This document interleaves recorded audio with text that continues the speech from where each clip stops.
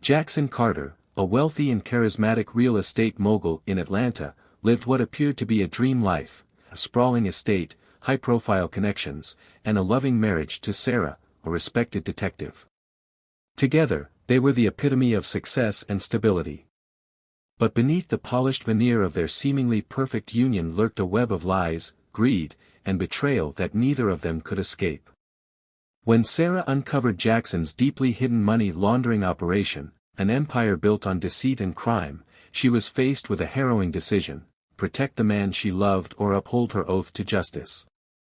Her pursuit of the truth, however, came at a cost far greater than she ever imagined, culminating in a night of unspeakable violence and an ending that would shock the entire community. This is a story that delves deep into the fragility of trust and the devastating consequences of hidden truths. It's a chilling examination of betrayal, power, and justice unraveling within the walls of a marriage. Before we unravel this chilling tale of love, deception, and murder, like and subscribe to Inspector Stan for more stories that explore the darkest corners of human relationships. Jackson Carter, a 45-year-old charismatic real estate mogul, was the face of success in Atlanta. With a string of high-profile properties and connections to the city's elite, Jackson exuded confidence and professionalism. Behind the scenes, however, his wealth wasn't solely the product of legitimate deals. Jackson was deeply entrenched in laundering money for organized crime, using his real estate empire as a front to clean illicit funds. Sarah Carter, his 38-year-old wife, was everything Jackson wasn't: a principled and dedicated detective renowned for her ability to crack even the toughest cases. Her unwavering commitment to justice had earned her admiration within the force and the community. Yet, Sarah remained oblivious to the darker side of her husband's empire, believing their shared life was built on the same integrity she upheld in her career. Together, Jackson and Sarah seemed like the epitome of a power couple. They had 2 young children, ages 10 and 8, and lived in a sprawling estate that symbolized their success. They attended charity galas, mingled with the city's elite, and were admired for their seemingly perfect partnership. Beneath the polished exterior, however, cracks were beginning to show. Jackson's secret weighed heavily, and Sarah's unyielding sense of right and wrong threatened to uncover the truth he fought to keep hidden. Sarah's suspicion began with what seemed like an innocent task: reviewing the household accounts. As someone meticulous with details, she noticed unusual transfers and large sums of money routed through obscure entities. At first, she brushed off her concerns, attributing the discrepancies to Jackson's complex real estate dealings. But her instincts, honed by years as a detective, refused to let the matter rest. Jackson's behavior only added to her unease. He started taking phone calls late at night, his voice low and hushed. When Sarah would ask who he was talking to, his answers were vague, brushing off her curiosity with a practiced charm. Business trips that were once routine became increasingly frequent, with destinations he never mentioned before. Jackson, who had always been attentive and present at home, now seemed distant, distracted, and evasive. Though the signs pointed to something being amiss, Sarah hesitated to confront him. A part of her hoped she was wrong, that this was just the stress of a high-profile career and not something more sinister. But the detective in her couldn't ignore the patterns forming before her eyes. The man she thought she knew was hiding something, and Sarah felt the quiet tension growing between them like a storm waiting to break. Sarah's instincts had never failed her before, and this time, they led her straight into the heart of a storm. Late one evening, after yet another evasive conversation with Jackson, she began piecing together the puzzle. Using her professional contacts discreetly, Sarah reached out to a trusted FBI colleague. The response was chilling. The Bureau was deep into an investigation of a sprawling money laundering operation tied to Atlanta's organized crime scene.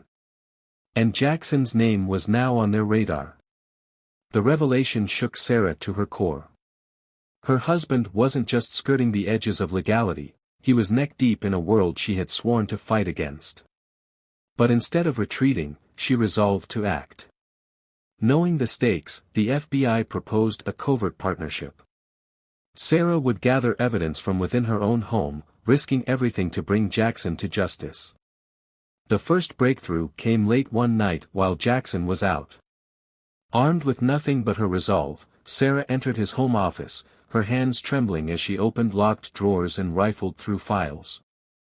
What she found left no doubt: forged contracts, offshore account details, and correspondence with known criminal figures. Each page felt heavier than the last as the scope of Jackson's betrayal became clearer. But the documents were only the beginning. Using her detective skills, Sarah covertly planted recording devices in his office. Over the next several weeks, the tapes captured chilling conversations between Jackson and his associates, discussions about laundering millions and veiled threats against those who dared cross them. As the pieces of the puzzle fell into place, so did the danger. Sarah's heart raced every time Jackson glanced at her with suspicion or mentioned how stressed she seemed. She knew she was living on borrowed time, balancing the roles of a wife, a mother, and an undercover operative. Every smile she gave him, every meal they shared, was a fragile mask over the terrifying reality that Jackson could uncover her betrayal at any moment. The magnitude of his crimes was staggering, but what terrified Sarah most wasn't the money or the power Jackson wielded, it was the realization that the man she loved, the father of her children, was capable of far worse than she had ever imagined. The betrayal had festered long enough, and Sarah couldn't carry the burden of silence any longer. Late one night, as the children slept upstairs, she sat waiting in the dimly lit living room, the incriminating documents and recordings spread out before her like a trial exhibit. When Jackson finally walked through the door, she didn't mince words. "I know everything," Sarah said, her voice steady but laced with anger. "The fake contracts. The offshore accounts. The people you're laundering money for. It's over, Jackson." For a moment, Jackson froze, his charismatic mask slipping as his mind raced. "You've misunderstood," he said, his tone smooth but unconvincing. "Whatever you think you found, it's not what it looks like." But Sarah wasn't backing down. She pushed the evidence toward him, watching as his face darkened with each damning piece. "I've been working with the FBI, Jackson. They know. They have everything." His calm facade cracked. Jackson's voice rose, his words venomous. "You did what?" he growled, his eyes narrowing. "You betrayed me. After everything I've done for this family. You betrayed us first." Sarah shot back, her voice trembling with fury. "You put us all at risk for your greed. I won't let you drag our children into your mess." Jackson's anger boiled over. He stepped closer, his towering frame casting a shadow over her. "You think they'll believe you over me?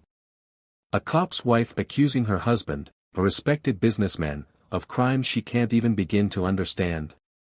You'll look like a bitter, unstable woman." But Sarah didn't flinch. "They already believe me," she said. "And you're not as untouchable as you think." The air crackled with tension, Jackson's rage barely contained. "You have no idea what you've started, Sarah," he hissed. "You've put us all in danger. You think those people will let you walk away unscathed? Or me? I'll do whatever it takes to protect our children," Sarah said firmly, her voice unyielding despite the fear coursing through her. Jackson leaned in, his voice a menacing whisper. "You won't ruin me, Sarah. Not without consequences." Their confrontation ended in a standoff, the house thick with unspoken threats.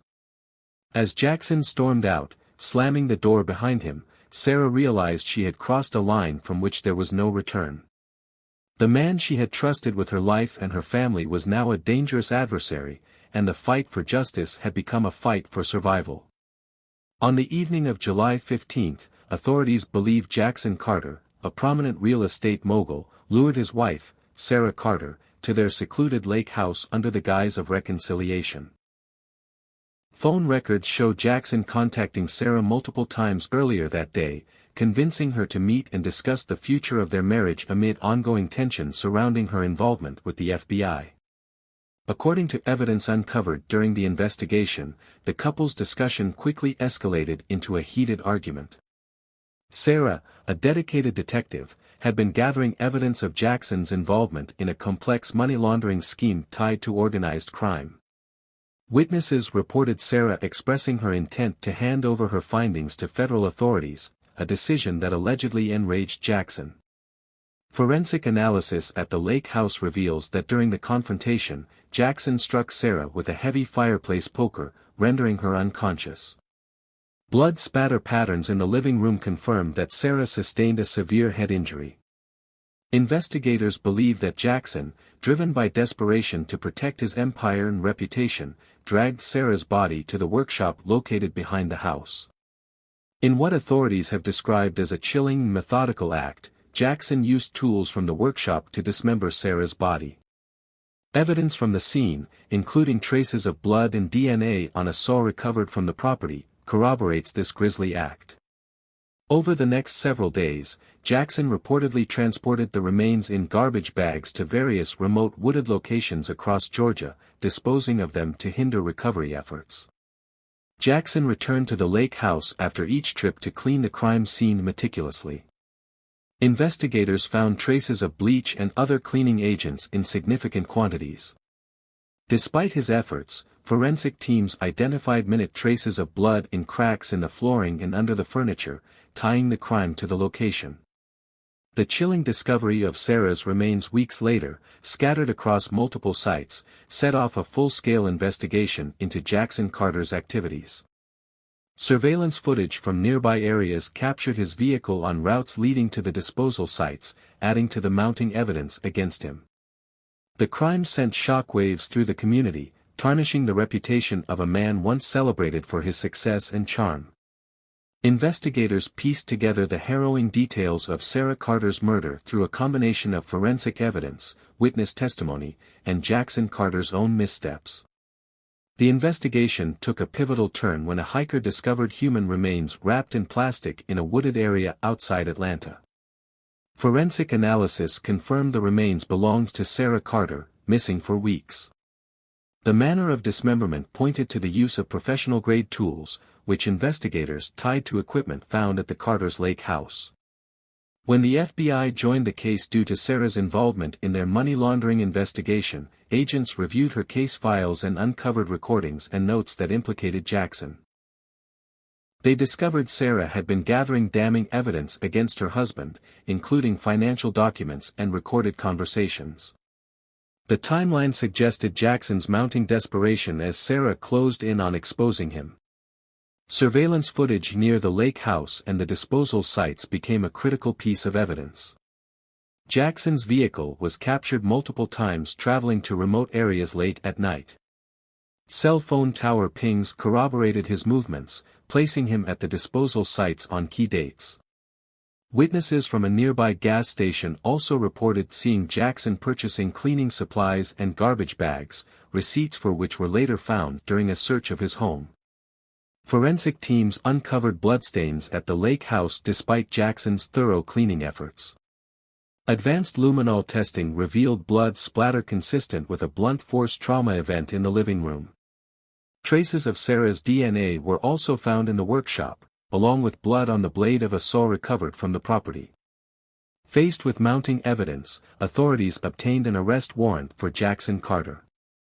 He was apprehended at his Atlanta office on August 20. Witnesses described the arrest as calm, with Jackson attempting to maintain his composure. However, under police interrogation, his demeanor shifted. Initially, Jackson denied any involvement, claiming Sarah had left the lake house alive after an argument. When confronted with the overwhelming evidence, including the forensic findings, surveillance footage, and Sarah's detailed notes of her investigation, Jackson reportedly broke down, stating, "I didn't mean for it to happen like this." His confession, combined with the physical evidence and Sarah's prior work with the FBI, solidified the case against him. The arrest sent shockwaves through Atlanta's elite circles, where Jackson was once regarded as a pillar of the community, leaving many to grapple with the duality of a man capable of such calculated violence. The trial of Jackson Carter captured national attention, drawing a media frenzy as the shocking details of the case were laid bare in court. Prosecutors meticulously outlined the events leading up to Sarah Carter's murder, portraying Jackson as a man consumed by greed, desperation, and a relentless need to protect his crumbling empire. They presented Sarah's recorded evidence, including conversations implicating Jackson in money laundering schemes. Prosecutors detailed the gruesome nature of the crime, using forensic analysis to paint a chilling picture of Jackson's calculated actions in dismembering and disposing of Sarah's body. Jackson's defense team attempted to counter the narrative, arguing that the murder was not premeditated but an impulsive act committed in a moment of emotional provocation.